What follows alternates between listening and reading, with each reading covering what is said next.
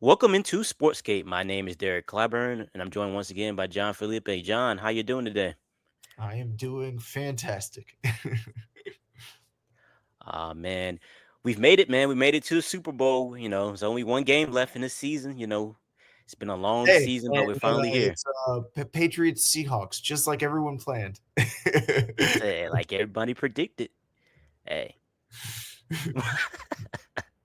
but nah, man, definitely a got new blood in there, new teams that we know. I don't think anyone expected these two teams to be in here. Definitely not together. Even the Yeah, biggest Seahawks and Patriots fans probably didn't expect them to be in the Super Bowl. You know what I'm saying? So yeah.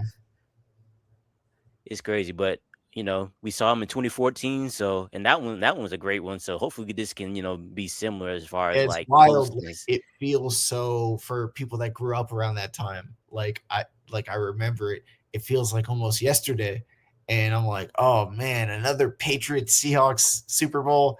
And the funny part is, none of the people that were there are still there except for the owners. That's it. That's it. Only people there. But yeah, man. We're just gonna jump right into it. The Patriots they beat the Broncos in the AFC Championship game, um, which was a crazy game. Not the most fun game to watch. Probably a little boring at times, but it was an ugly game just because of the weather conditions. I mean, it was snowing. I mean, it got really bad Well, in the it third started off quarter. looking good, and then, like, by the time the third quarter ran around, it was a full blown snow monsoon. Blizzard out there. It looked like they couldn't do anything. Like people were like hard to see the field at that point. So it was interesting. And like you said, man, at the beginning it was off to a good start. Jarrett Stidham, I mean, he threw that 52-yard pass to Marvin Mims. Like we was like, oh man, it's like, is this the type of game that he's gonna have? And then they scored a touchdown a couple plays later. We was just like, man, this is you couldn't drawn it up any better right here. And it's like from that point on, it got kind of bad for him. I will Yeah. say, I will say that like it was a couple things here and there. They attempted had some opportunities where they could put points on the board. They decided not to, or missed a field goal late in the second quarter. But Yeah. definitely some different things that I would happened. have been very frustrated if the Patriots did not, even though I was kind of like slightly rooting for the Broncos just to make things more interesting. But if the Patriots did not score a touchdown after that clearly botched call by the referees, I would have been very frustrated. I would have been like, oh, come on. You just screwed them out of 7 points in a playoff game. Like, because it was Right. so clearly a backwards pass that was fumbled, that was taken over for a touchdown. Like, that's just what Yeah, I don't happened. know. The rest of them is screwing up the whole postseason, bro. It's like they've been doing so It much. makes me my conspiracy brain starts thinking about, like, how much are those poly market betting odds playing a role in this? There's a lot of money to be had. For sure. You're like, bro, how can y'all keep getting stuff wrong? You're not So replaying the obviously stuff. wrong. It's like it's not even just like, oh, it could be. It's like, what are we doing here? And you guys are the ones that like study this and like try to get the best scenario. A dude like with a belly on his couch is saying like, no, that's clearly wrong. Like, I don't know how you can miss this. you know.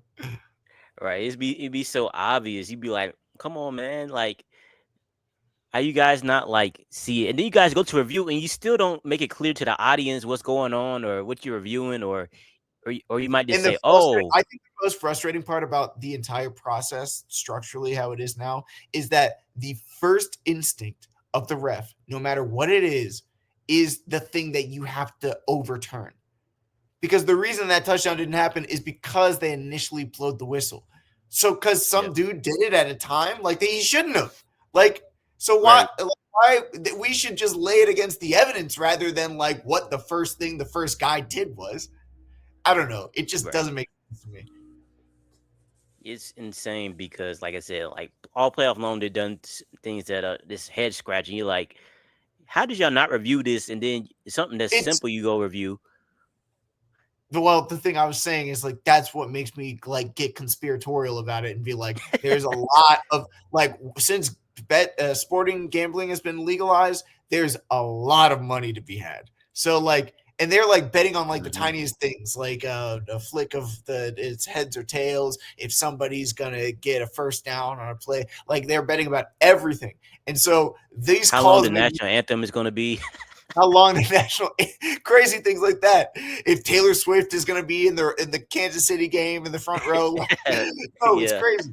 It's crazy. And so that's the kind of thing that it's like it's so egregious that it makes me think there has to be other things involved because otherwise that action doesn't make sense, you know?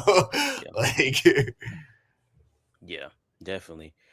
But man, the Patriots offense, bro, it looked rough for most of the game. Like other than that touchdown, like the one that they was gifted a touchdown, like after that Jared Stidham fumble, that was the only time they scored a touchdown in the game. So it was like they couldn't get nothing going. The run game looked suspect. I mean, the passes he kept trying to like go at Drake May kept trying to throw it at Patrick Surtain, and Surtain was just like, "Are you serious?" He just swatting it, Pat oh getting his PBUs up on those plays, and yeah. it's like, bro, you can't come against me. You're not gonna be able to do this like today. And he's like, And okay, then especially once the snow started, dude, like yeah, nothing went on. It was like absolutely nothing that went on during that time, other than like yeah. missed field goals by the by the Broncos, and Honestly, like I was impressed they got close. for sure. And then That not to must have hit mention, their foot the next day. yeah, yeah. I mean, it says the Patriots like pressured Stidham on 17 of his 37 dropbacks, and he only completed 3 of his 12, pass attempts on those plays. So the Patriots had a game plan. Is I think what they say he hasn't played since what 2022. That was his last start or whatever. So when the bullets start flying like live game, it's kind of is way different than when you're in practice and you're just reacting to different Yeah, things. So he got to experience that especially with the firsthand. snow and whatnot. Yeah, that just once the snow came, started getting heavy, it was just a wrap at that point, Which goes to say, like everybody's talking about that early fourth down that they went for instead of taking points. Like I don't know what you feel about that, but obviously I was just like, bro, take the points, like instead of going forward on that 4th and 1.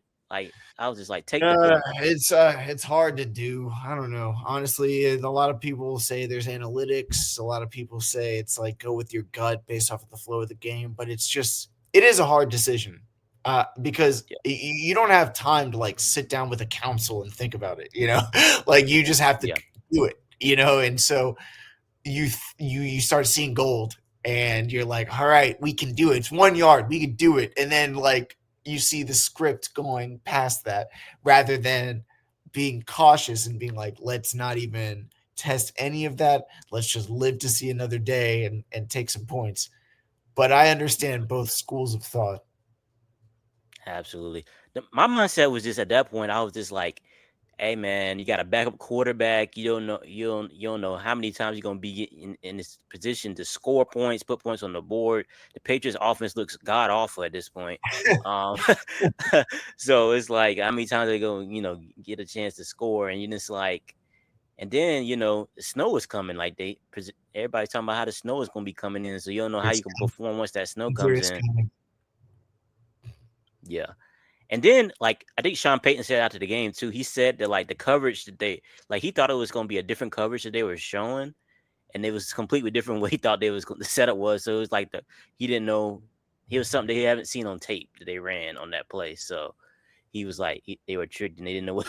That's why the offensive play looked like that. But I was just like, see, this is why you take the points. Backup quarterback. Now, if you have Bo Nix, and you go for that. I mean, come on, you probably can run a better play. He probably can get it with his legs or something. Yeah, but then you have Stidham, and it's well, Stidham clearly has some favor with the coaching staff and whatnot, and he's been around in the NFL, so maybe he could have done it, but it's not the same as your starting quarterback. Yeah, definitely wasn't great. I mean, like I said, missing field goals. I mean, that was when the snow happened though, so that kind of hurt them too. In addition to like that Right. mistake early in the game, um, but I mean, it wasn't really no offense in the second half. I don't know what they were doing. The receivers didn't do Stidham any favors because they weren't getting open either. So you gotta give a Yeah, lot of credit to the Patriots defensive backs. Their coverage was really good. And then the Broncos receivers, there's a lot of them out. Like other than like Marvin Mims and Cortland Sutton, like after them, it was like a bunch of dudes you had never heard of out there. He was like, "Who are these dudes out here?" like, because I don't think, like I said, I don't think Evan Ingram was out there. I don't think Troy Franklin didn't play. Patrick Troy Bryant got Franklin hurt was hurt. early in the yeah, he was hurt. Yep. I didn't even know that. Yeah, Patrick Bryant got hurt like in the early part of the game. What? So Wait, who? Wait, these are all their receivers. Who did play? like I said, all they had was Cortland Sutton and Marvin Mims out there. Those two were the only Yeah, people Marvin out there. Mims, but he's more of a special teams guy too. Yeah, I mean, he had the biggest catch of the game, that 52 He yarder did. early in the game. Yeah, and then Cortland Sutton caught the Had that touchdown. tutty. So Yeah. yeah, but yeah, man, it was rough after that. I mean, they didn't have no receivers. I mean, they couldn't really get anything going. The Patriots defense, I mean, Patriots defense had been outstanding all playoffs long, so they continued that play, and it just gave them problems and issues the rest of the game. Milton And it's Williams has crazy. been tremendous this entire season. It makes me sad because I thought the Panthers had them for 10 glorious minutes during the summer. Yeah, man, that was tough. Yeah, Milton Williams and Christian Barmore, them two in the middle, those two were out there wreaking havoc for sure. And then Christian Gonzalez, he had that key interception in the second half that pretty much, He looked good. gave Yeah, he sealed the was back game. So that from was him. good. But basically, the Patriots, the offense didn't get the Broncos defense was great, man, in that game. They just had a little bit of offense, they could have won that game.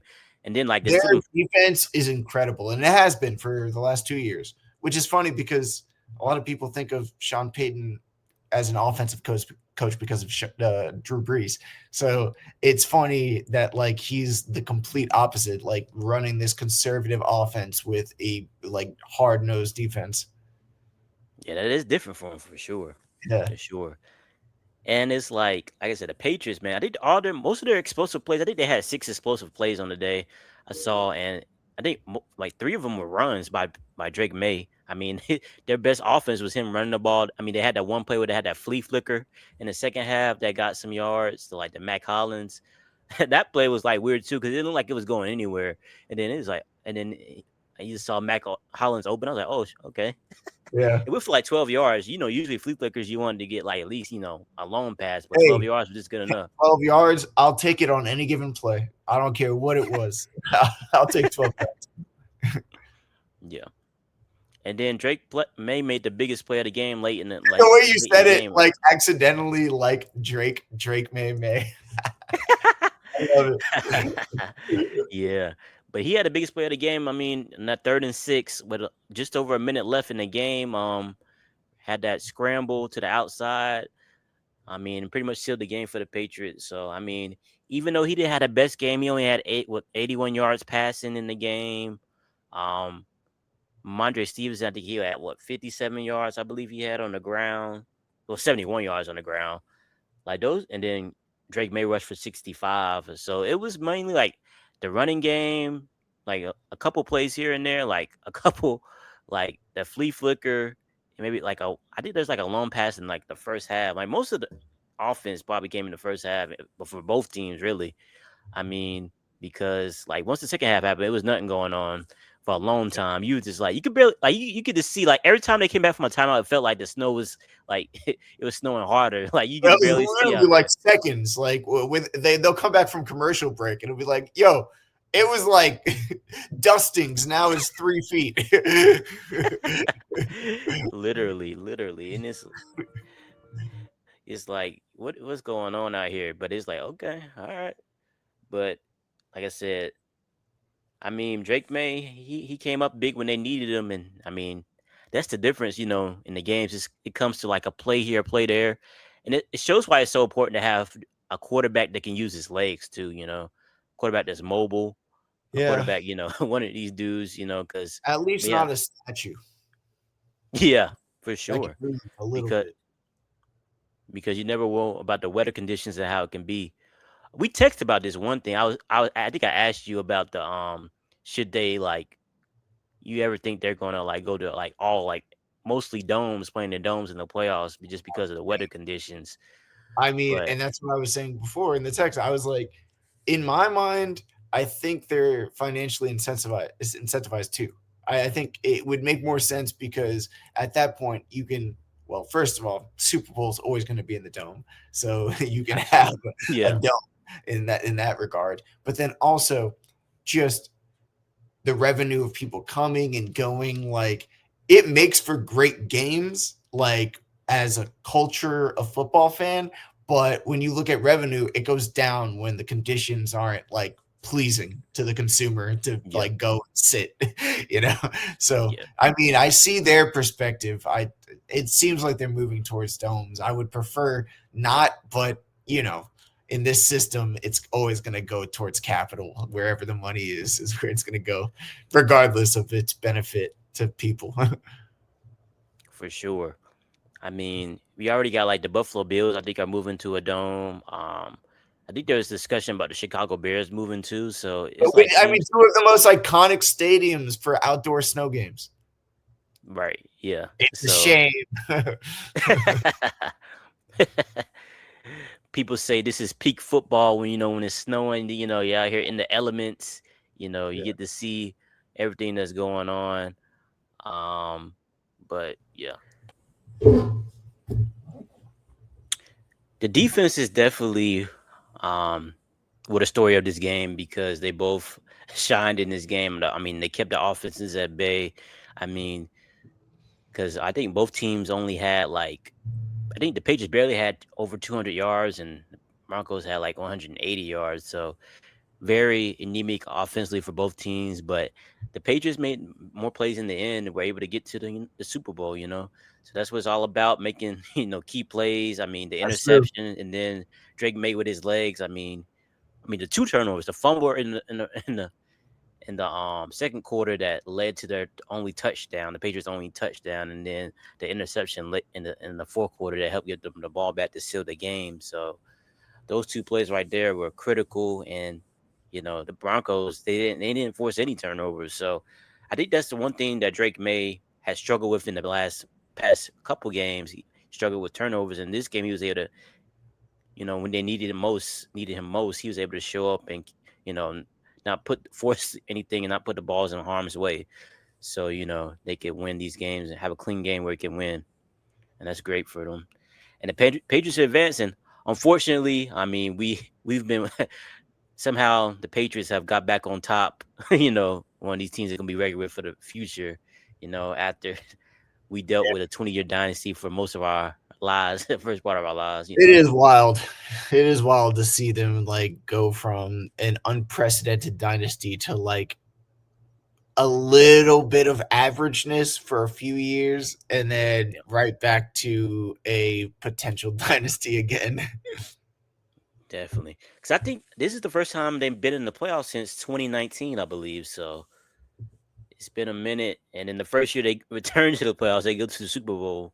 So that's crazy to think about. Yeah, I mean, I think that's the thing about it. It's that why other people of other fan bases would be frustrated. It's like it's not only just that they were able to be bad at the right time to draft a quarterback like Drake May, but then for them to immediately kind of ricochet from obscurity to not only playoff team but Super Bowl contender.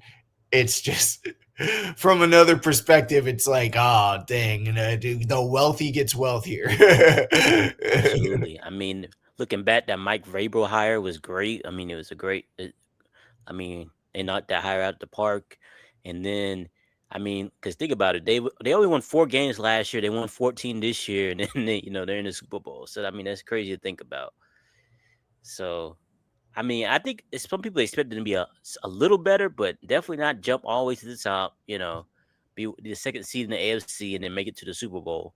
I mean, but it was wide open and going to the playoffs, like we said, and a team that no, I mean, it was anybody's game, anybody's chance, anyone's path to get to the Super Bowl. I mean, the Broncos, they probably feel like if they had Bo Nix, they probably would have been in the Super Bowl. I Yeah, mean, some things just don't go your way, unfortunately for them. So you yeah. know, the Bills, were a couple plays away from going to the AFC Championship game, and who knows what they would have done against the And then Patriots. Sean McDermott gets fired. I mean, that's just the most ridiculous thing. I And then mean, they talk about John Harbaugh, the disrespectful way the owner talked about him. Like it was like, what would have happened if he won or something like that? And he said like he would have one more game. And I'm like, how could you even talk about somebody like John Harbaugh like that?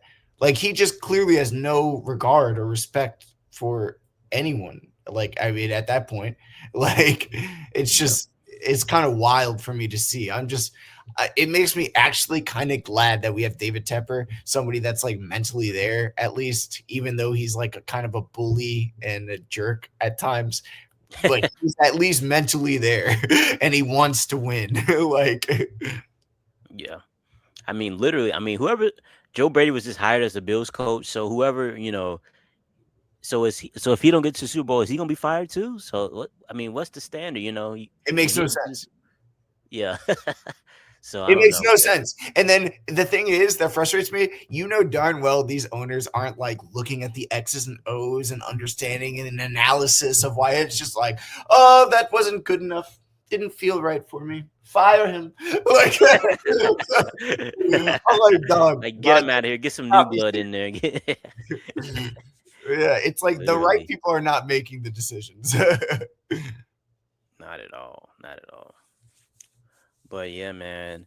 Moving along to the next game, the Seahawks they beat the Rams in a game that was much better to watch, a much more fun game, one of the better games of the season. Actually, I would definitely say, because I'm gonna tell you, I was texting a bunch of friends during the Patriots Broncos game, and we was just like, let's just get to the Seahawks Rams game. This game is boring. Like, uh, yeah, we and then but that's the game I um, wanted to watch more too. Yeah. and it didn't disappoint, man. It was a lot of exceptional And play. every step of the way, I didn't know who was going to win. It's called wild. It was crazy. It's wild. Sam Darnold probably played his best game, as a pro in that game. I thought he was efficient. He operated the offense, executed the game plan And at a that high rate, high JSN level. one hander, you remember that JSN one hander? That was Yeah. actually a no look too from Sam Oh Darnold. yeah, yeah. Like, oh yeah, I saw it in the replay. I was like, oh Yeah, man, that's amazing. We're gonna show that play too in a yeah. minute. But that was, I mean, the game was exceptional. I mean, everything you can want. I mean, Kenneth Walker, he had some plays where he was, I mean, breaking tackles. He had this nice juke in the backfield, like it was like a Madden juke. Like like he just got this dude, and it was like incredible to watch. I mean, you saw plays from Cooper Cup. You saw plays from what's the other guy, Jake Bobo. I mean, guys were stepping up all over the field for the Seahawks, and Sam Darnold was just getting it out to him and in space and where it needed to be, getting the ball out. Same thing with the Rams. Matthew Stafford, he had a great game as well. I mean, he was getting out there. I mean, Puka Nakua and Devontae Adams. I mean, I think JSN and Puka both had at least 150 yards receiving in that game. Matthew Stafford and Sam Darnold both threw for over 300. So I mean, both offenses were cooking, and I was just like, when I was thinking about, it, I was like, whoever wins this game, man, I was just like, it's gonna come down to like a mistake, either like a turnover or like can one of these defenses step up and get to the quarterback, because I mean they had a lot of time. The offensive lines were playing well, you know, not allowing them to get touched, and so I felt like they was able to sit back and kind of pick the defense apart when they had time. So I Yeah. was just like, it's gonna come down to a turnover or a mistake, or like if a team can get a sack, when the defense can get a sack, get pressure on the quarterback, and it never, never came. Well, it came down to a turnover, man. A couple of turnovers. It always does. The turnover battle really just illustrates. And I don't think it's like because you get a turnover, like Yeah, that means you're gonna lose. I think the turnover battle is more indicative because it shows who's winning the chess game. I think because usually a turnover isn't an individual player's talent; it's being put into a position to succeed. And so, if they absolutely, can do that consistently, usually that shows who's winning the chess game. So, yeah, definitely. I mean, that's why I think turnovers are encouraging, but it's not discouraging if you do get a turnover and you're in a position where you need to come back, I think you could still win the game. I don't think turnovers mean that you lose. I just think it's more indicative of who's winning the match, Yeah, of the play by play. absolutely. I definitely think that I mean this depends on the game too because if I mean both offenses are cooking and one team uses an extra possession, maybe that's the difference in the game. Um, but in this game, the muff punt by Zaire Smith, I mean he muffed the punt and that was I think one of the extra possessions that Seattle had and they converted on it. So that was a critical play.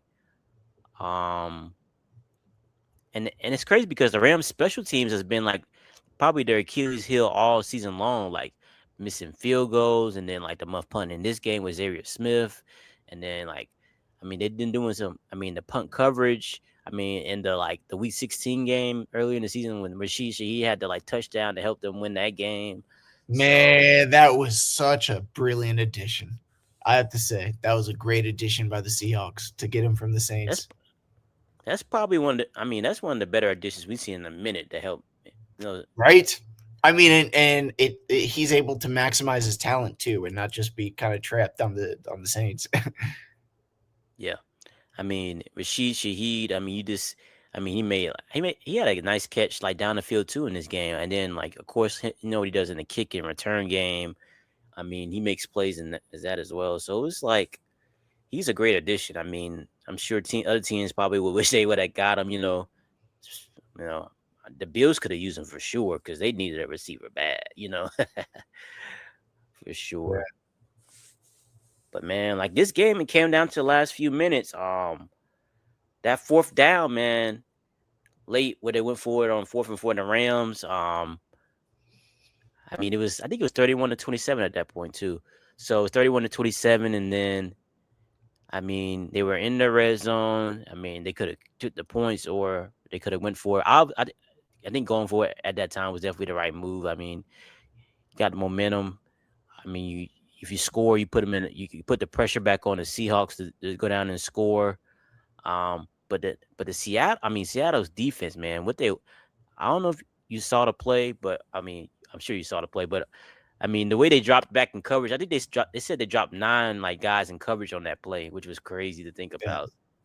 And then going back and looking at the play, like you can watch it like in the all 22, like people posted it, but it's like nobody's open on that play, like literally nobody, like Yeah. nobody's open, like everybody's covered. Like from JSN to, I mean, not JSN, from Puka Nakua to Devontae Adams to Terrence Ferguson. Uh, who else did they have out there in the play? I think they had one more receiver out there. Um, what's that dude name? I don't know. They got a lot of different receivers. I used to be Skoranek or They don't something. have I don't know if Tutu it was him. anymore. Yeah, they don't have Tutu Atwell anymore. Yeah, I was about to say it's not Skoranek anymore. I don't think he's there anymore. But um, I think it was some white dude though.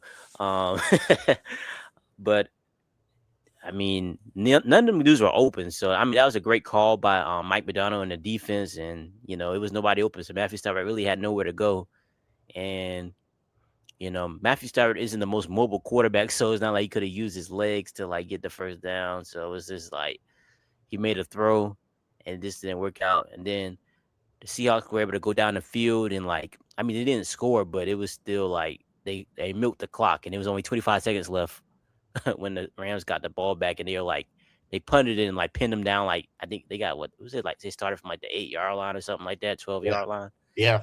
So Very, very disadvantageous. with no timeouts either. People were talking about Sean McVay's timeouts. I don't know how you feel about his clock management down the stretch. I mean, people were saying that What did he use the timeouts on prior? I think he used it on like what did they say he used it on?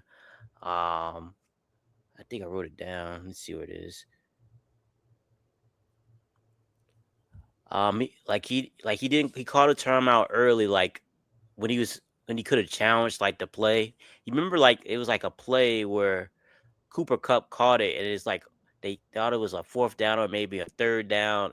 They were Like they thinking was about it and they didn't have time to like plan ahead because of like the indecision of Yeah, of and he losing. had like the challenge. He called a timeout, so they were already looking at it. So he probably didn't think he needed to like challenge the play, Yeah. you know. But people were saying that like it didn't look like he got it, like. some people were saying that like when they were looking at the replay, which is going back to the refs thing we talked about earlier, how the refs what they're doing in these games is just it's strange, like Right. I said, I don't know what they're doing in these It games. Like doesn't. you It got to just get the doesn't make call right. logical sense sometimes. So it like if you don't want people to have conspiracy theories, just like make it make sense. As Hmm. the kids say, like make it make sense, Yeah, like make it logically, like okay, this is the reason he's doing it. Because if there's no logical reason other than like there's some external factor, then people are going to start with the conspiracies. definitely, definitely. But I think the difference in this game was just the confidence that they showed in like the Seahawks showed in like Sam Darnold. Like on that last possession, like they could have easily just ran the ball just to milk the clock that way and gave the ball back to the Rams. But no, they were taking shots. They were, being aggressive, passing the ball like on third downs, and he was converting it. So you saw the growth and maturation of Sam Darnold like in that game, like before your eyes, and the trust that the coaching staff and the players had in him because he was making some great throws out there. Um, But yeah, man, it was just one of those games. The Tarleton penalty by and that got called. That was an interesting play. I mean, definitely helped. It's funny because we talked about the refs obviously, but there's these plays like like they scored like the Rams scored a touchdown literally right after that play. Like he threw a touchdown to Puka Nakua, like right after that taunting call. They extended their drive, so it was just like crazy, crazy stuff that happened in the game that helped extend the game. And but when it came down to it, the Seahawks just made more plays, man. Um, Yeah. their defense stepped up more than the Rams did. And the thing about this, the way I think about it is the Rams secondary. It's been like they've been exploited all playoffs. Like we saw the Panthers have success. We know how much success they had in the passing game against the Rams secondary. We Right. saw the Bears have success, and now in this game with the Seahawks. So I'm definitely think the Rams going to have to like very like next like going into off season like man we got to upgrade our secondary because that was the difference in that game, man, I because we mean, could. that was yeah. You have a great thought process in terms of what like their weaknesses are. It clearly we exploited them not only just now. We were kind of the reason Hmm. why they were not the best down the stretch because we were the first team to exploit that secondary that we Yep. won against them earlier in the season, late November, early December. And so to see them kind of face the same type of problems continuously, it's clear that they clearly need to upgrade the secondary, but at the same time there's so many variables at hand. What is it specifically? Is it the scheme? Is it the secondary? Can they improve in a specific way? Like they're a team that has flaws, which is fun. Like that we are in a league where a team that was almost in the Super Bowl has such flaws that the Panthers can almost beat them because it gives hope for the future. Yeah, definitely, definitely, for sure. And the Seahawks, man, I I mean they've been pretty much the best team in the NFC for much of the season, and they showed in this game. I mean defensively, I mean their run game, they have a good balance in their offense with the run and pass game. Like I said, Kenneth Walker was great in this game. Um, and then Darnold stepping up, and then like the defense, the way they played, like having like Mike McDonald, just the way he schemes things up and is able to disrupt offenses like in critical situations, like the most critical moments in games. That's just luxury to have. I mean, as your head coach, so that's always good. But man, the Rams, I know they're kicking themselves because they were close, man. They were close. It's a play Man, I here, a feel play bad. there. Who I feel bad for is Devonte Adams. He said it was like Yeah, uh, the Super Bowl was like some kind of I forgot the word he used, but it was like some kind of fairy tale because he had gone to the NFC Championship with the Packers so many times, deep into the yeah, playoff with the Packers yeah, so many times, and they're so elusive that he couldn't ever like attain it. Like it was a unicorn. That's the word he used. And so now like to see him come so close again with a team that like is ready to go. Obviously there's some issues with the back end of the secondary, but like they're still ready to go. Like they can win, and their offense is so functional and good. Like to see it come short, and you don't know how many more years you have. Like I feel bad for homeboy. Yeah, it's definitely not the way you want to go out. I mean, because you've been so close so many times, and you know if this was a year, and then with Stafford, you don't know how many more years he's gonna play. You know, Exactly. so And then once Stafford's not there, how many more years is Devontae Adams going to want to like go to learn a new quarterback?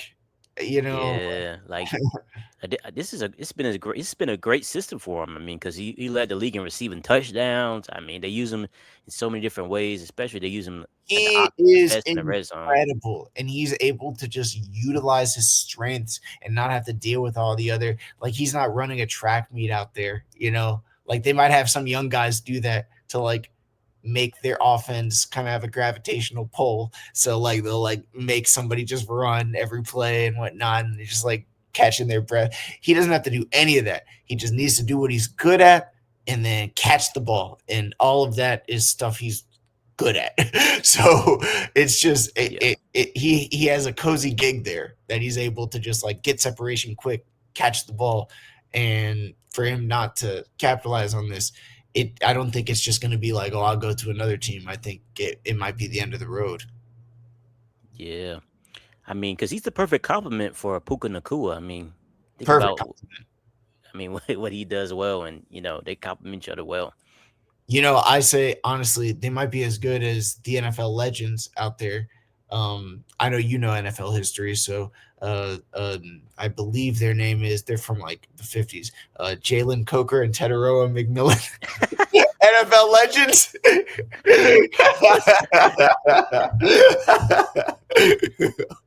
NFL legends. Next in line for sure. Next in line for sure.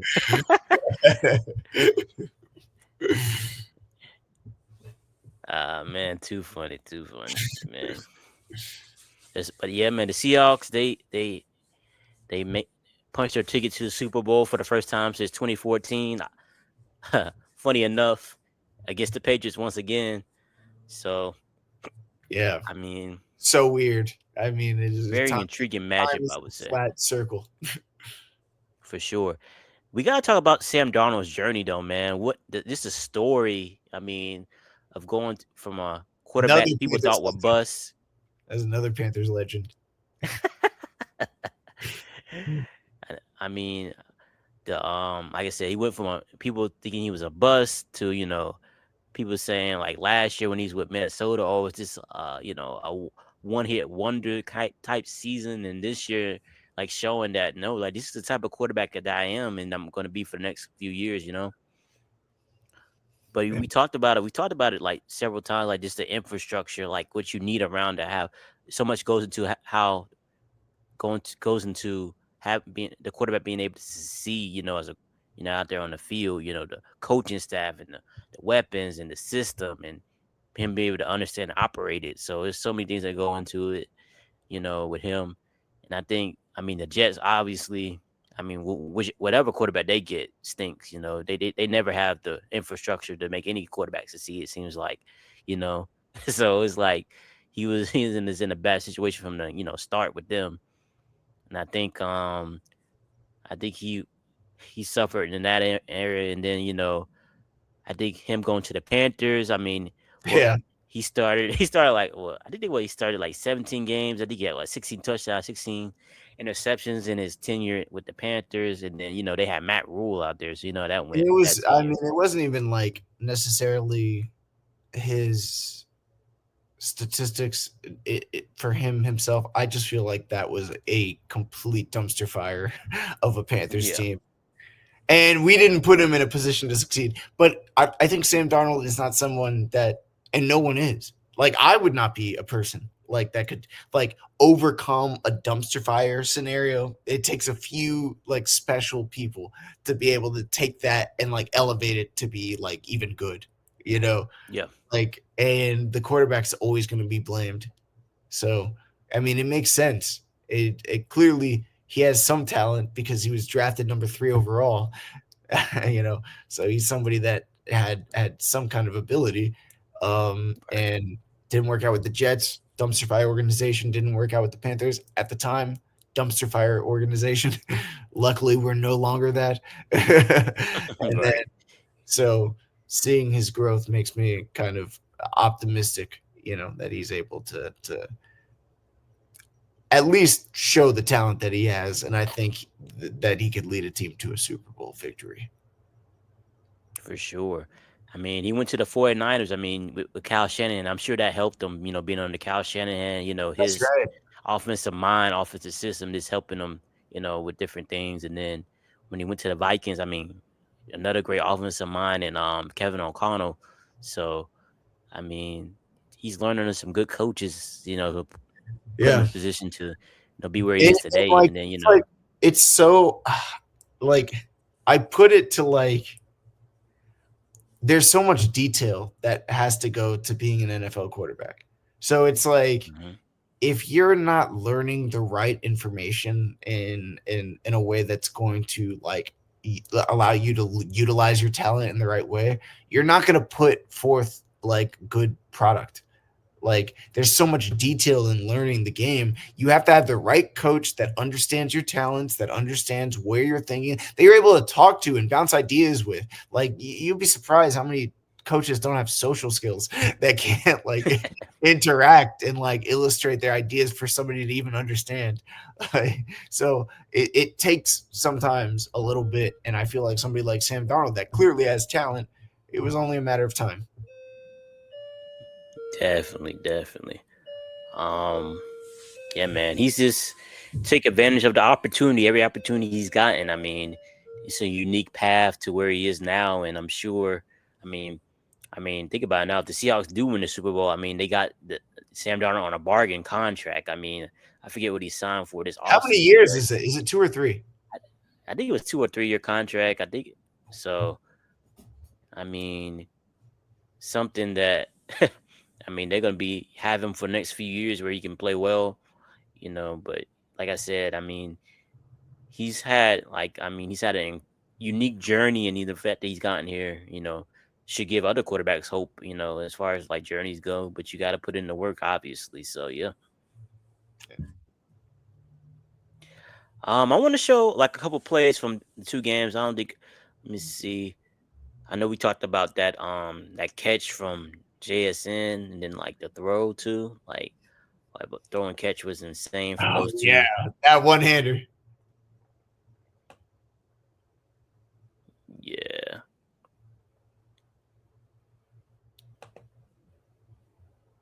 I wonder if I even have the other one. Yeah.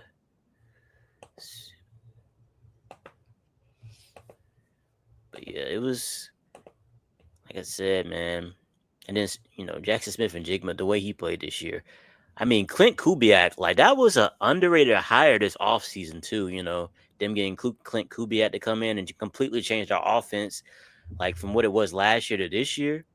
I mean, getting JSN to come in and play the way he has played this year, and implement Cooper Cup and AJ Barner and Kenneth Walker, I just mean, the Cooper way. Cup had a I don't know if you heard at the first and foremost, he had a integral play, a touchdown in that NFC Championship game. And then second of all, he there was an article that just came out from The Athletic that stated that the he was not pleased with the way that they left that he left the Rams organization, and apparently the Rams sought to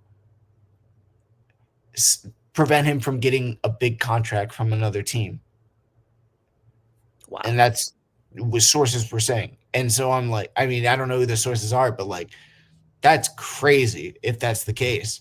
And they were telling teams, according to again sources, that his talent was diminished, and it's not worth giving him more than a vet minimum, while also not paying him the vet minimum themselves. Like, if that's true, if any of that's true, this is a dirty business, man. I'm telling you. I'm telling you. It's the craziest, situation. Yeah. I mean, I mean, treat one of your players. I mean, one of your most productive players too, like that. I mean, it's just crazy. You Somebody know. you drafted that's homegrown, that's a part of the community. Yeah, definitely insane. Started back up from the top. JSN, what a Uh, stud. Man, I wish. like, oh man, that angle is crazy. Oh, look at that, dude. That's cool. I wish the Panthers had access to a player like this at 19. Or maybe we will. Maybe we will. Let's see. Maybe soon we'll see Because for he was a sure. 20 something pick. I Yep, knew he was a that would be stud. great. Yeah. Yeah, the no look right here, and then just the ability to catch that, control Oh, it. You I know, mean, like, what do they do? Thumb exercises? Because that's an incredible catch. incredible. To have that, like, I don't know. I mean, no tactile you know how position. strong your hands have to be. Exactly. To have that little surface area and just have it stick. Yeah, Oh, ridiculous. look at that. And he just has it. There's no wobble at all. that's that's just wild. It's impressive. For sure. He's in his third year now, right? Yeah, I think it's his third year. Yep, Yeah. insane catch. I mean, I don't know if you can put it any better than that. Place it any better, catch it any better. And then Sam Darnold had a no look too. I mean, he was feeling himself on that one for sure.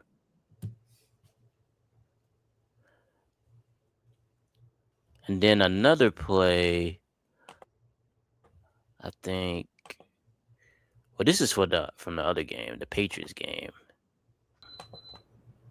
All right, Right in the thick of the snow. think of the snow. This was the biggest play of the game for the Patriots and Broncos, though. This play right here, and they Ooh, and it's crazy because Drake May said it wasn't like that play wasn't called either. Like he said that like after the game, he was saying like he just did really? that on. Yeah, Wow. Is that Nick Bonito? Who is that? he's on 52. I don't know who that Yeah, is actually. I think. that's wild. That was he had to go one on one, and he made it Yep, work.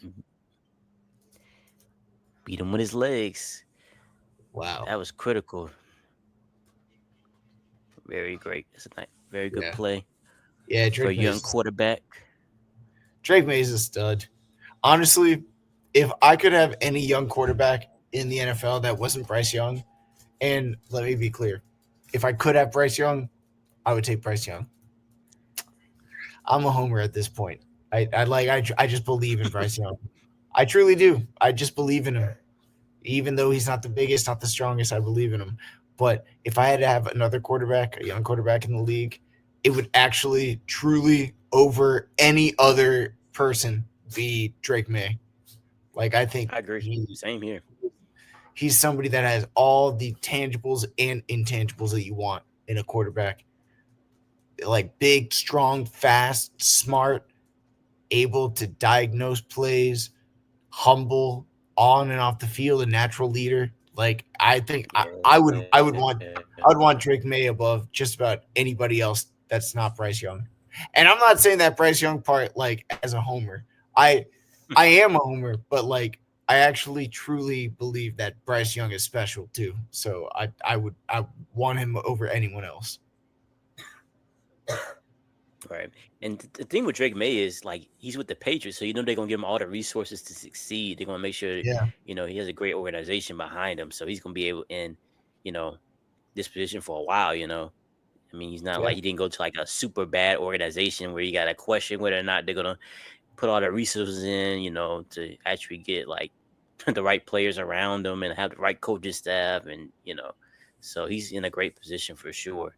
And to be able to make your Super Bowl in your second season, I mean, that's got to be a great feeling. I mean, Ain't too many dudes doing that. I mean, Patrick Mahomes and Joe Burrow did it recently, but man, before that, it was when many people doing that.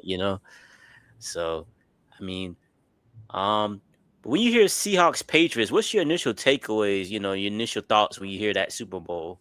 What do you think I about it? mean, well, my initial thoughts is like, oh, not again. But I'm old enough to know the 2014 Super Bowl. Oh, remember? We remember. But honestly, I feel as though these are completely different teams. Like I said before, I feel like these are like now the outsider teams, and Yeah, it's fun to see outsider teams make it to the Super Bowl when it's just been Eagles, Chiefs. I mean, even Rams, 49ers. Yep, 49ers again and again, 2019, 2023. Like, even like just even perennial teams. Like, if it would have been the Bengals or the Ravens, I would have loved to see them go there and have success, but it would have been predictable. This was very unpredictable. unpredictable. Like, Nobody this is, thought this. I don't think no anybody thought about one this saw this matchup. coming. Yeah, No one. yeah, And the thing is, it's like different. Like, it's like because back then it was the Patriots. It was Tom Brady, and his thing, doing his thing, and then it was the Legion of Boom. Those two, like, those were the storylines. How great that a young and upcoming secondary against one of the best quarterbacks of all time. Like this yeah. time, it's just like Sam Darnold, and his like rise back to competent quarterback play, and then the defense is great, and then in the first like a young superstar and Drake May, and rejuvenating the Patriots and bringing them back to where they belong. Yeah. So it's like it's interesting storylines for sure. I mean, they both had unique journeys to get here. I mean, like I said, and it's crazy because like the Patriots offense hasn't really played particularly well this playoffs. Like, I mean, they had like a couple plays here and there, but they haven't played to like the level they were playing at like in the regular season offensively. Like they had, I think in two of the games they scored 16 and 10 points. They scored 10 against Hmm. the Broncos, 16 against the Chargers. They had 28 against the Texans, but a couple of those touchdowns came from the defense. So it was When like you listed all those points, it made me think about like how crazy is it that the Panthers scored 31 points exactly both times against the Rams? Wild. for sure, for sure, and it's like both these teams have unique, things about them. The Patriots, I think this was a stat where I saw like they forced the more, well, they forced the most turnovers, well, the third most turnovers since 2005, behind the 2015 Patriots. I mean Panthers, Yeah. 2015 Panthers. Which I was watching some of the highlights from the run, and I was like, dog, they were smacking teams, like they were smacking teams on that run, I like it can't was even crazy. watch it. It gives me heartbreak because I I know guess how it ends. I still don't know how they didn't win the Super Bowl that year. It's still mind boggling to me how they played it, They like could after playing so like well. Von Miller himself said, I believe it was 7 times out of 10 that Panthers team would have won. It was just the perfect storm of events, and Yeah. hearing that makes me feel even worse. But yeah, man, that definitely hurt. But the 2015 Patriots and the 2009 Saints were the only other teams that have You more said turnovers Patriots in New again. England. Panthers, my bad. But I think the Patriots have had what 8 takeaways in their 3 postseason games, and so that's been like their formula, kind of. Even though, let's see, yeah, and I mean they've averaged like, so I think they forced two last in the last game too. So that's been their formula for winning these games. I mean, because the offense, like I said, hasn't been playing up to par, Yeah. and I think obviously against the Seahawks, you can't turn over the ball. I mean, because they're so well balanced offensively with the running game, pass game, and Oh, their you know defense is what I have to tremendous. say? What I want is a running back like Kenneth Walker III. He reminds me so much of Jonathan Stewart. Like, Ooh, just yeah, that's a good comparison. Yeah, the run ability is such a low center of gravity and just keeps on churning. Like, dude, I'm so jealous of them that they have a running back like that, because I feel like that's timeless. That's a timeless running back like stature that could continue Mhm. to be successful regardless. And I want one now. And I think maybe Jonathan Brooks can be something like that. He's more fluid than he is like muscle hamster, but he still has some of that like continuous churning. Mhm. Yeah, definitely. Um, I would say another thing. The Seahawks. I mean, they haven't been getting as much pressure on quarterbacks, so that's something that the Patriots can take advantage of. And like when you have a mobile quarterback, I mean, it just changes everything because like the Seahawks, they haven't faced any mobile quarterbacks in the playoffs. I mean, they face Matthew Stafford and Brock Purdy. I mean, Brock Purdy's kind of mobile, but it's like not to the extent of Drake May. You know what I'm saying? So Yeah, I mean it's it's like, not even close. Because all right. yo, I don't know if you heard Jenna in the background. She said, "Yeah, I'd say."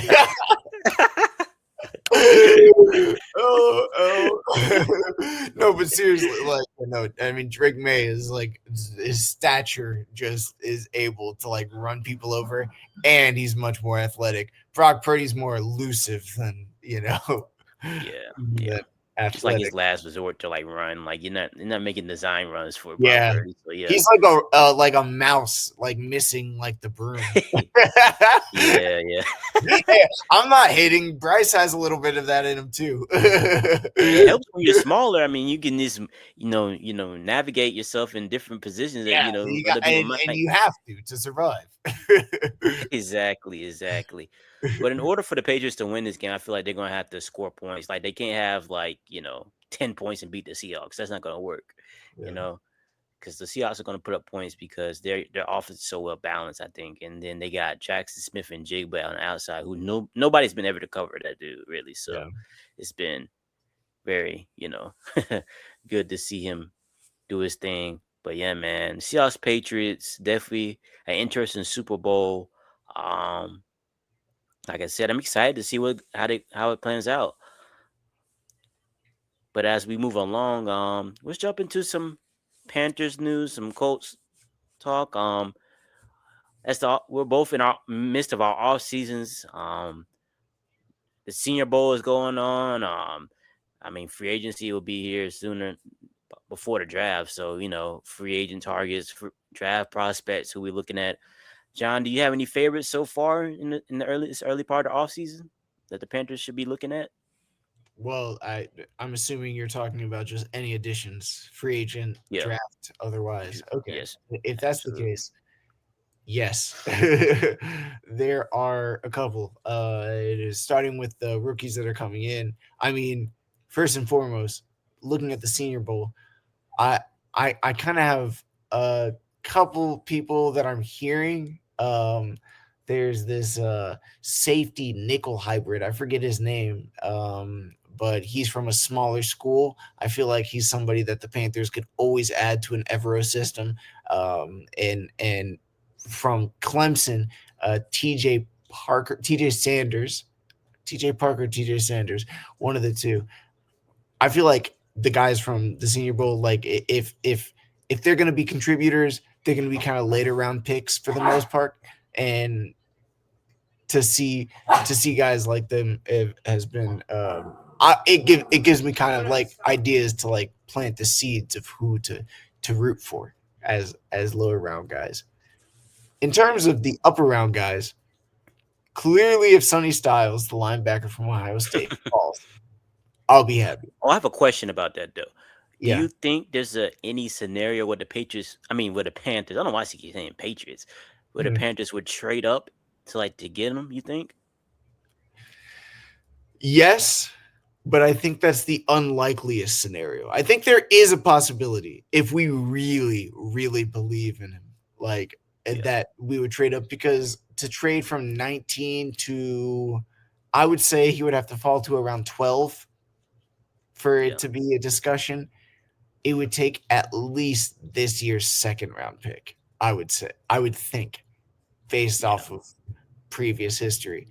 And if it, I wouldn't be too happy with You losing think that there's second. better use of resources other places? Yeah. Yeah, I think unless you're certain that this is a home run pick, and it's hard to be certain. Yeah. Like, then you're putting all your resources on this one guy, like, and especially when we've seen Dan Morgan and his ability to scout later round talent. Like, Hmm. I mean, we saw a couple of undrafted free agents, three to be exact, that have become starters in Jalen Coker, in Corey Thornton, who before he broke his leg was becoming a nickel starter over Shao Smith Wade, an actual draft pick, and then Ryan Fitzgerald, so our kicker. So I feel like they have the ability to scout lower and find the flowers in the weeds, so to speak. So I don't think we should put tremendous resources, especially capital, of like finding another person and use it to go up unless we're absolutely certain it's a home run. Definitely, for sure. Yeah, but go ahead and continue. Who else are you looking at? You know. Yeah. So otherwise from them, I'm looking at uh if I want to go position wise, linebacker is incredibly important. So CJ Allen from Georgia and Rodriguez from Texas Tech. I forget his first name, but he's a later round pick. Those are two guys that if we leave with one of them, I'll be very happy, just because of their talent level. Hmm. CJ Allen from Georgia is somebody where he is a plug and play, where you can just put him anywhere on the field, and he's going to be a sure tackler. He's going to make sure to plug the gaps that he needs to plug. He's going to set everybody else out. He's going to diagnose the play. The thing he doesn't have is the coverage ability to a great degree. He's just kind of stout and is more downhill, but he's smart and downhill. So like he's smart, so he can make sure everybody has the right plays. He could be a green dot guy. So he's somebody that 19 might be a little rich for the type of player he is, but if he's somebody that you can plug and play for 10 years, you know, just take it. Yeah, And for then sure. Rodriguez from Texas Tech is kind of the opposite. He's more of a coverage linebacker. He's a little older too. Hmm. And so I feel like if we can get both of those guys, it would be kind of like a yin and yang, kind of like how we got Nick Gordon and Prince Umanmielen. I would like that, but we really need to address those linebackers. If we could in free agency, I wouldn't be mad with Dem- uh, Demario Davis, I believe his name is. Oh yeah, from the Saints. From the Saints, the linebacker. Yeah, okay. Yeah. That's what I thought his name was. Yeah, Demario Davis. I would not be mad with him, even though he's 37 years old. Like he's continued to play at a high level, and you could just plug and play him and have Trevin Wallace learn behind him and draft a rookie. Like then we would just need one rookie, and they'd be learning behind him. I'd be happy with that too. There was just an article that came out saying that he was planning to test free agency. So I was thinking Oh that would wow. be Oh yeah. He's been productive, really productive, even at his pretty. old age. Even still, one of the better, smarter linebackers in the league too. You Yeah. know. No, So he's great. He's great. And I think he's prolonged his career because he's not just a thumper blindly. I think he is able to kind of pick and choose his battles, good in coverage, green dot guy, just like how I was hoping CJ Allen would be out of Georgia.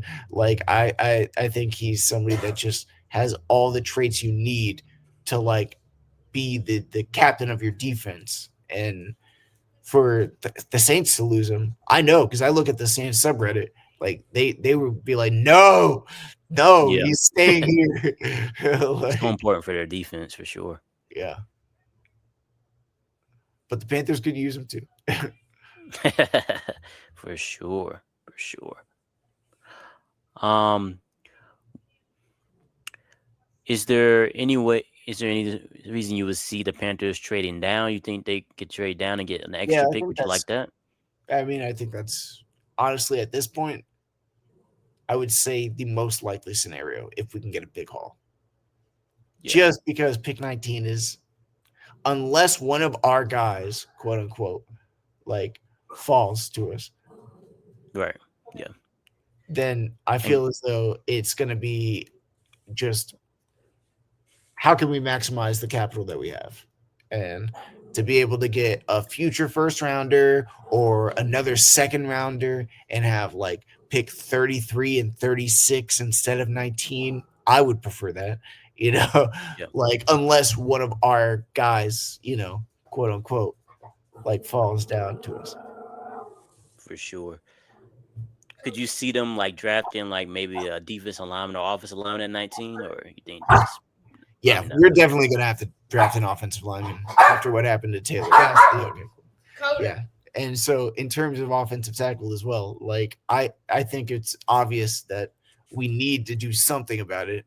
Not only because Ike Ekwonu was hurt, but also that Taylor Moton is getting up there in age. And he could continue to play, but does he want to after a certain point? Like who knows? Like we need to be able to start training somebody under him. So if somebody like Fano out of Utah falls, Hmm. that would be awesome too. I would love to Yeah. have him. Like I would that would be a no brainer at 19. Um, if somebody like Jordan Tyson falls, receiver, I know he would be the third receiver in a row that we drafted in the first round, but clearly we just could use anything for Bryce.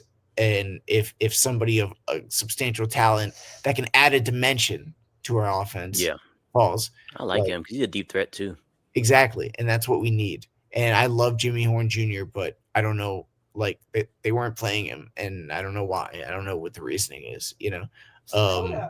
But and then on top of that, Kenyon Sadiq out of Oregon, the tight end, Mm, if he's somebody that could be, although I don't really love first round tight ends that are just based off of athleticism because they just don't have yeah. a good track record historically.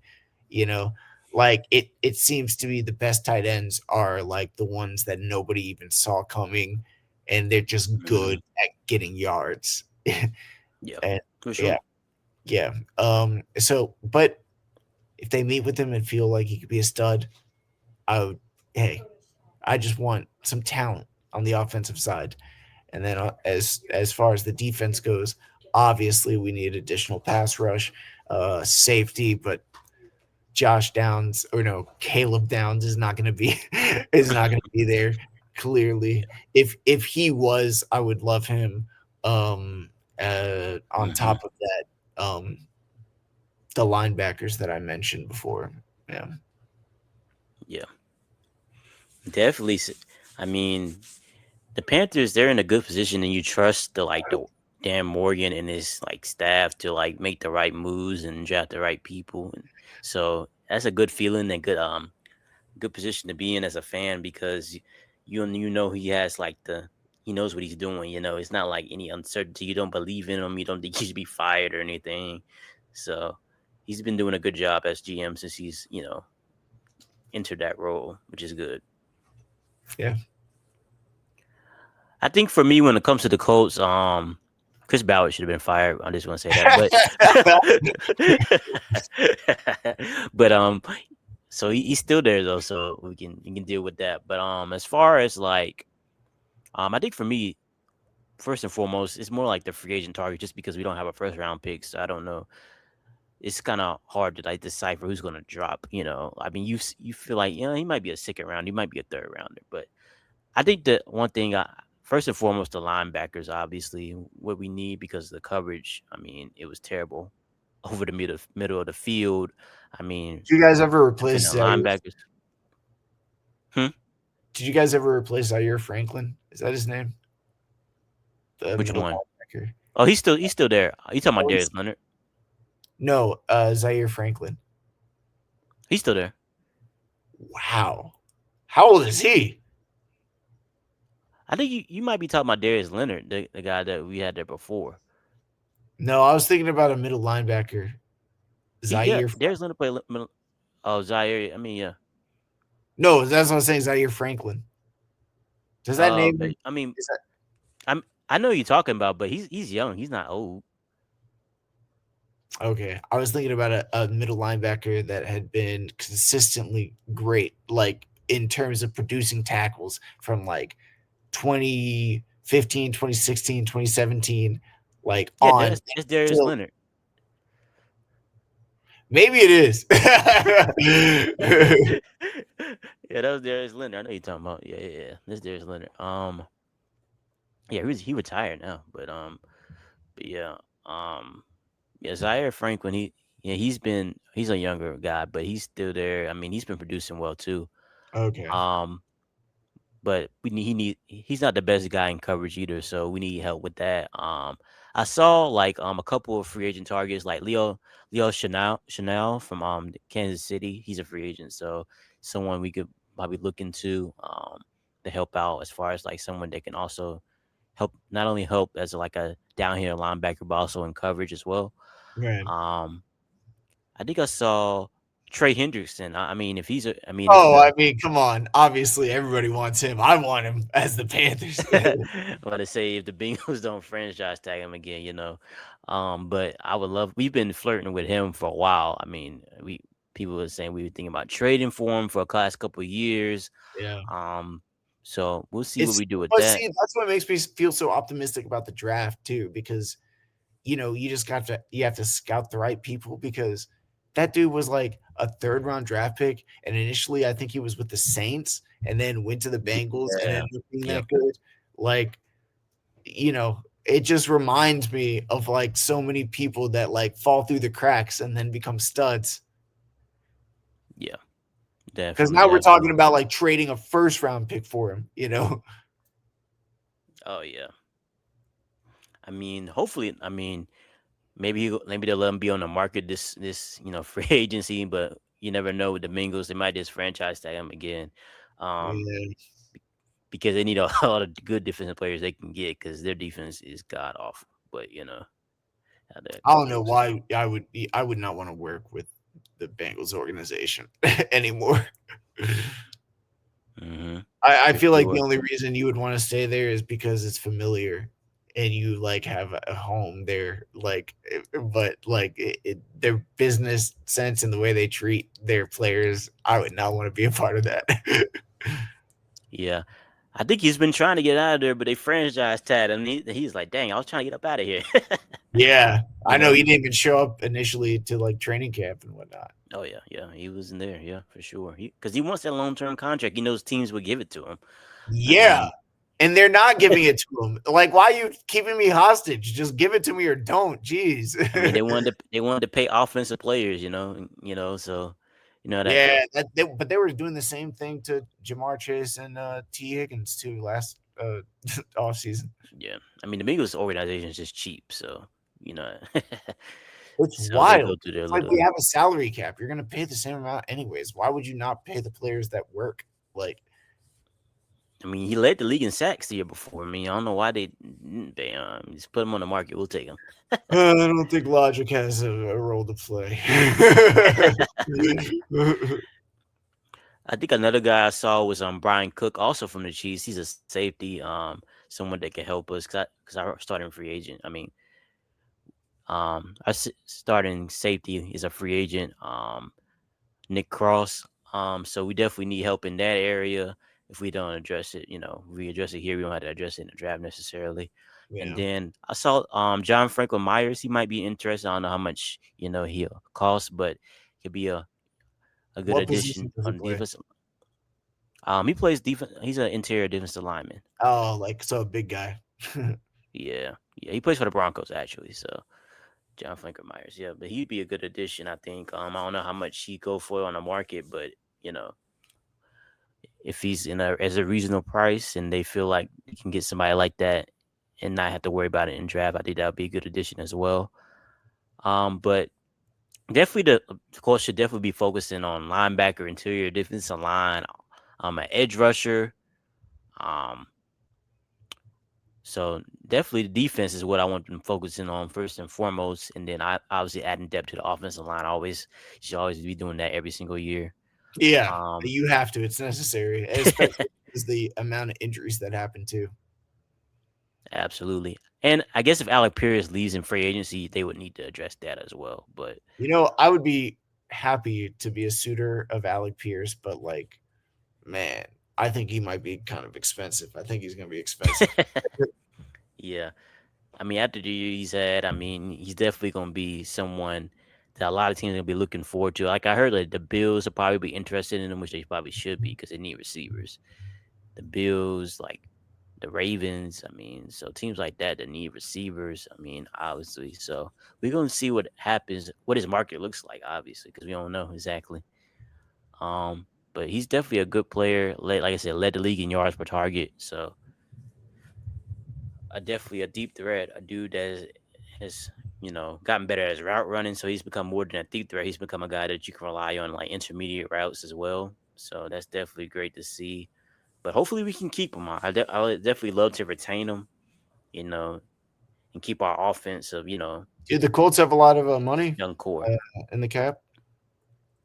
Um, we should. I mean, I don't think. I think last year we used some of it, but we usually have like a decent amount of cap space because I remember there was a time when we weren't using it at all, and we was just like, "What are we doing? We're not even being aggressive." We got this sorry Now that's a quarterback. true boner. We got this sorry quarterback in there, and then oh yeah, we probably have like in the range of 30 to 50 million in that range, so we should be at least somewhat aggressive getting somebody. Okay. I think the Panthers have around 17 million. Yeah. So we'll see what happens. Definitely expecting them to do something to be aggressive defensively. Um, Obviously with the quarterback position being in flux, you don't know who's gonna be the quarterback. I mean, obviously Riley Leonard and Anthony Richardson will be competing for the starting job to start the season. Then when Daniel Jones come back, I'm sure they'll probably bring him into the fold. But we'll see what happens with that. So until then, focus on getting that defense better because that was the Achilles heel of the Colts. You know, not having guys in coverage and the linebackers not having enough pass rush consistency, and then also I don't know if Tre'Davious Ward what is if he's going he might retire with all the concussions he's had. So that's got something we got to keep our eye on as well. Yeah, We might and have to end then up he addressing that. also that's the player that lost his daughter to a drowning incident too. Is it? I believe so. Yeah, he's been Yeah. dealing So with like that's horrible.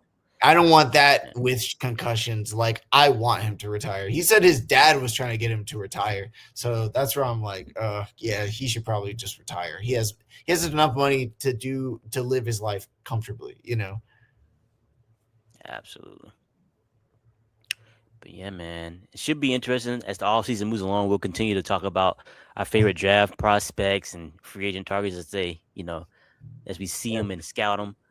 Um, but before we get out of here, I mean, there's some coaches that were recently hired. Joe Brady, he was hired by the Bills.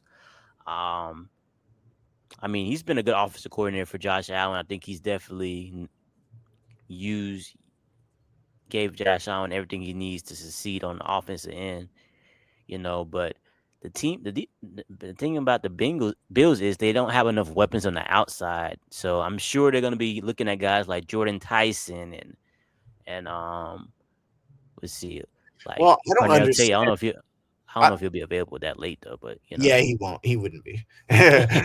Some people have him as the number one receiver, but I, the thing of the Bills is like it makes me question what they're doing draft wise because just give him a weapon. Remember what he did with Stephon Diggs, and he was like a rookie and second year player and third year player. Like imagine what he could do now. Like obviously they put some capital in Keon Coleman. There's a lot of speculation on whose idea Keon Coleman was, but oh man, hopefully they should be able to get Josh Allen a weapon. Like seriously, it yeah. shouldn't be that difficult. Like Stephon Diggs is still doing it now for Drake May in the Super Bowl. Like They don't have a legit one number one receiver, so I mean they have to go out and get it. I mean Jordan Tyson can be that type of guy. why would they not? Uh, Why would that not be like their top priority? Or even if they went into free agency and got like George Pickens or somebody like that. I mean, because he had a great year. They should have targeted T Mac last year. They should have gave us 2 first-round picks, and we would have had to think about it. We would have had to think about it. Yeah, but they got their hands full for sure, and then defensively they got upgrade their defense as well. So, like I said, Joe Brady. I mean the guys they were interviewing. I didn't think they was going to any of those guys anyway. I was just like they're probably gonna hire Joe Brady because I was just like the guys they were looking at like nah. But it's very interesting. I mean, I think it's a good hire. I mean, Joe Brady. I mean, you've experienced. He's with the Panthers at one point. Yeah, And I he's mean just it's grown and difficult to matured say too. too because he was with Matt Rule, and he was the first person fired in Matt Rule's like kind of like tenure, and it was a Yeah, fire that nobody understood that did not make sense, and the offense did not get better. Like it was like somebody had to go, kind of firing. Like yeah, for sure. I think another hire, Mike McCarthy got hired by the Pittsburgh Steelers. That was an interesting hire. Um, I guess they want interesting someone. to say the least, dog.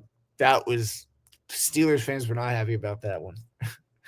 Nah, I mean, because everybody thought they was gonna go with a young guy, because usually they Something hire with younger upside. guys. Yeah, yeah, for sure. And I guess maybe this is a bridge to a younger quarterback because you can't see Mike McCarthy staying there for what the other coaches stay for like 20 years, like each of them. So you can't see him staying that long. Dude, that's what I was thinking. I was like, they're gonna ruin their streak. Yeah, because I mean, we see Mike McCarthy. I mean, he flames out after a couple of years usually. I mean, he's It usually like makes a me good wonder. coach. They have talent. It makes me wonder if he's gonna bring back Aaron Rodgers because, like, obviously that's like that was Aaron Rodgers' first coach of his career. Yeah, I heard they kind of fell out like towards the end though, a little Oh bit. no, maybe not. So we'll see. I mean, but it didn't go that way. I mean, he was decent with the Cowboys. I mean, they won a lot of games with the Cowboys. They just didn't do He was anything in the 8-8 playoffs. consistently. He was the embodiment of 8-8. I mean, they just didn't do nothing in the playoffs when they got I there. guess now it has to be 8 or 9, 8 and 9, or 9 or 8. But he's the epitome of 500. Yeah, I mean, I don't know what they're gonna do. I mean, they have no. I mean, they're not doing anything unless they upgrade that roster anyway. And then he's not like a floor raiser or like like so you know it's like bro as a coach No, it's like it's. I think that's a win now move. They yeah, think they don't need to rebuild because they're the Pittsburgh Steelers, and they're gonna find out the hard way, like the Saints are finding out that you can't just keep kicking the can down the road. for sure, for sure. I think the who else? The Browns they hired another coach. I think they hired Todd Munkin, which Oh I mean my gosh, I can't I have believe no this. opinion The about that. Ravens, the Ravens offensive coordinator, dude. I have no opinion on that because I mean I don't know what to think about that. I mean okay, I know whatever. what to think about that. I can't That believe they is did that. I mean, did they do that to spite the citizens of Cleveland? Like, that is and to I mean replace Kevin Stefanski with him, that's what and then they for that's what they Stefanski, replaced Kevin Stefanski for. I mean, and then come on, bro. Stefanski to be hired immediately by the Ravens or by the Falcons. I mean, it's just I you could not script it any funnier. Like The Browns organization, man. I couldn't you're be. gonna find out They're that the in grass purgatory, bro. They're in they're in purgatory. permanent permanent purgatory. They're gonna find I out that don't the know what grass is that not is, bro. always green. Todd Munkin. I was like, what? I was like, are you serious, bro? That They're dude. gonna find out that the grass is not always greener. And did you hear the report about Jim Schwartz? Jim Schwartz, when uh informed that he wasn't going to be the head coach and that he was passed over for the likes of Todd Munkin, he said his goodbyes to everyone in the building and stated that he's not going to come back for Oh this wow, coaching staff, visibly upset. wow, Yeah. man. He's a good defensive coordinator too, man. Could. I think they thought they would just be able to retain him. And now he's not. He's like, screw this. I'm going home. I He's out of there. He's like, is this what they're doing now? Get him out of here. mean, honestly, I don't blame him. I mean, why would they do that? Why would they do that? The They Browns Brown. that's just like an ordinary hire. I'm like, okay, that It didn't made move me at all. it made no sense. I mean, at least the Mike McCarthy thing kind of made sense. The Todd Monken thing,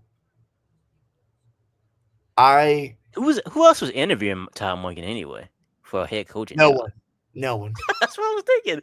I was like, who else was interviewing that man? no one, absolutely no one. He was just the freaking Ravens offensive coordinator. What are we talking about here? It's like, who does he know? Oh, Somebody, obviously. jeez Yeah, Louise. that's crazy.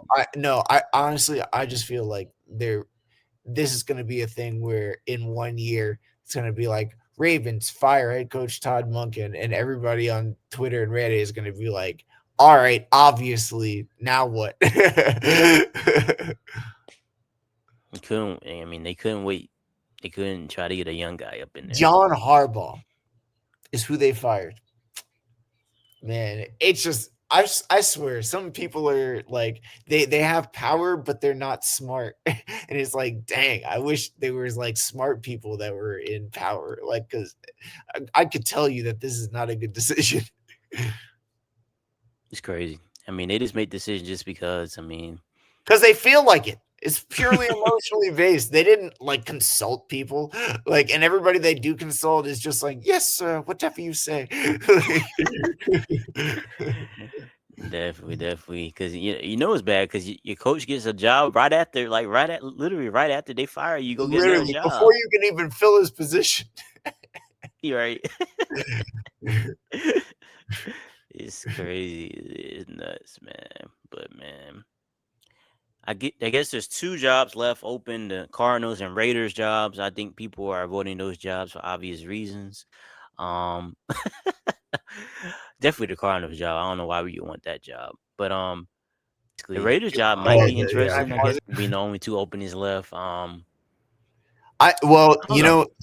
that's where it takes me to the Raiders job, where Ajiro Evero is one of the finalists, and Mm, Panther Nation is kind of split over whether we should be happy that he's going to leave or be upset that we have to fulfill his position, and the grass isn't always greener. In yeah, my perception, I kind of veer towards the latter.